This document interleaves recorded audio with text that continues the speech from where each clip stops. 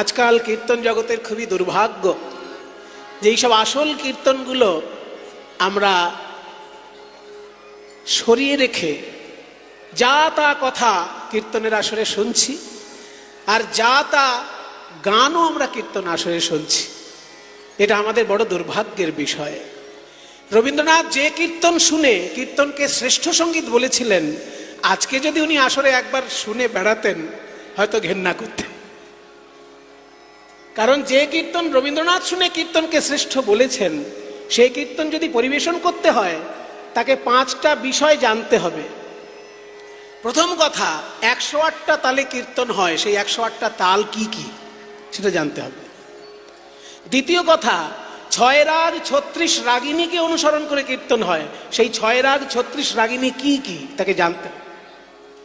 তৃতীয় কথা, বৈষ্ণব রসশাস্ত্র অনুসরণ করে কীর্তন গান হয়, বৈষ্ণব রসশাস্ত্র কি সেটা জানতে হবে। রূপ গোস্বামীর উজ্জ্বল নীলমণি, ভক্তি রসামৃত সিন্ধু, এগুলো হচ্ছে বৈষ্ণব রসশাস্ত্র। তৃতীয় কথা, বৈষ্ণব দর্শন অনুসরণ করে কীর্তন গান হয়, বৈষ্ণব দর্শনটা কি তাকে জানতে হবে। এটা জানতে গেলে জীব গোস্বামীর ষট সন্দর্ভ এবং শ্রীমদ্ ভাগবতের টিকা টিপ্পণী তাকে জানতে হবে। তারপরে বৈষ্ণব পদাবলী সাহিত্যের তো বিরাট ভান্ডার, প্রায় 12,000 বৈষ্ণব পদাবলী আছে।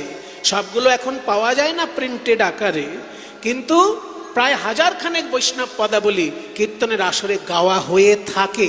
সেগুলো সম্পর্কে জানতে হবে, তবে তো কীর্তনটা পরিবেশন করলে এবং অভিনয় দিয়ে নৃত্য দিয়ে সেটাকে পরিস্ফুট করে তুলতে হবে, তবে পূর্ণাঙ্গ কীর্তন, যেটা রবীন্দ্রনাথ ঠাকুর শুনে সর্বশ্রেষ্ঠ সঙ্গীত বলেছিলেন।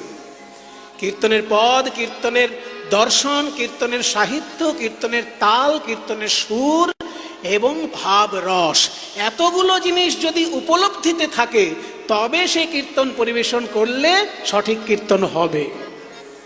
আর তা না হলে শুধুমাত্র মানুষের মনোরঞ্জনের জন্য চাটনি মার্কা কথাবার্তা বলে শুধু জনরঞ্জন করে বেড়ালেই কীর্তন গান কিন্তু হবে না।